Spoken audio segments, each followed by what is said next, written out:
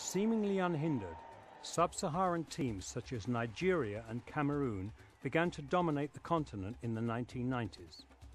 The 1994 Nations Cup, won by Nigeria on Tunisian soil, confirmed the power shift from the north to the south.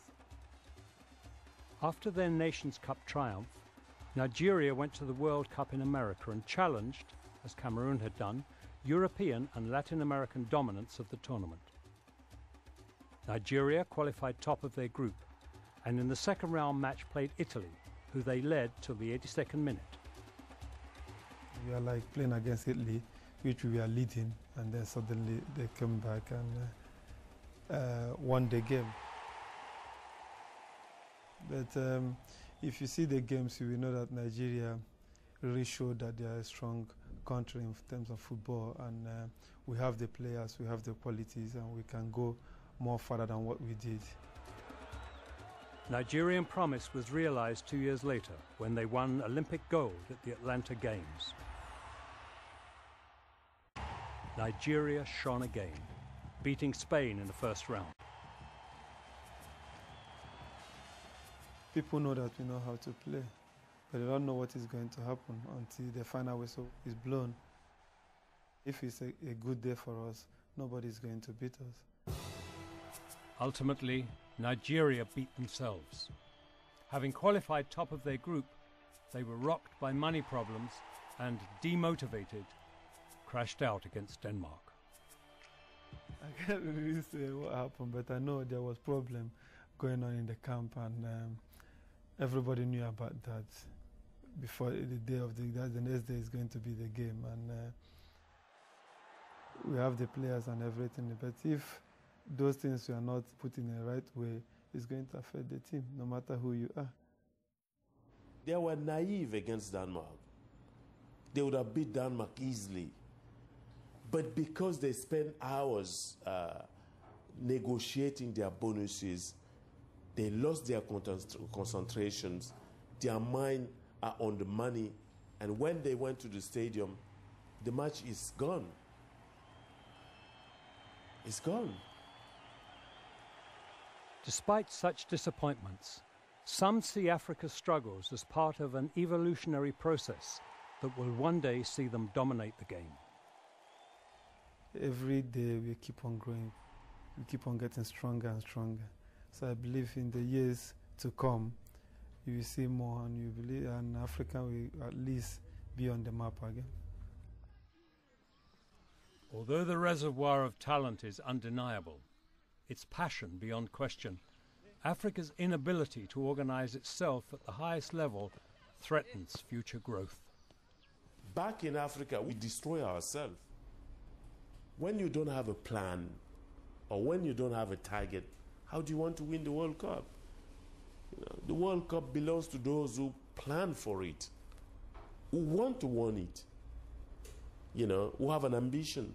Our ambitions are very limited, you know. We're happy to be in the World Cup, and that's it. But winning it is not, it may come one day, but I don't know. I don't know.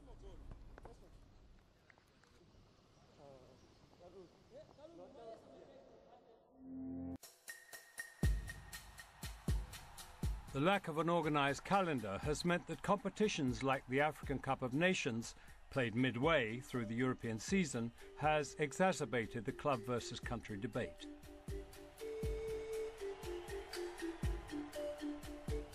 When Nigeria played Cameroon in the final of the 2000 competition, all 22 players on the pitch had taken 6 weeks away from their clubs in Europe. 6 weeks in which their clubs were effectively paying them to play for another team.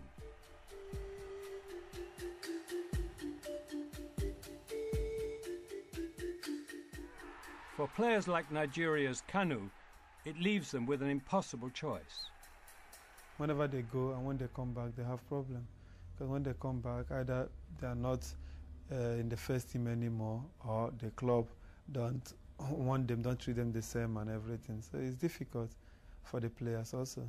And sometimes, yeah, you want to go because you know it's very important, the Nations Cup, for you and for the country.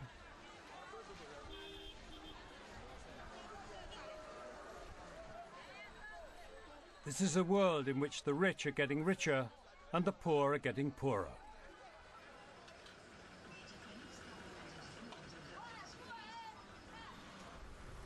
World football has followed that trend.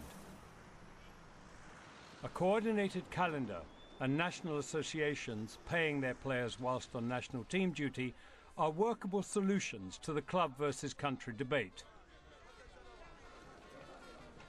But few countries can match the salaries being paid to their European-based players.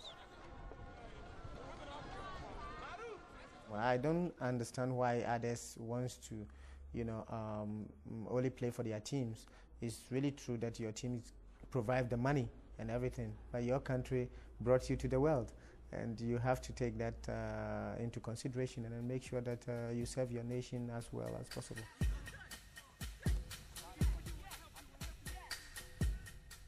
For most of the last century, clubs and national teams existed in an uneasy state of truce.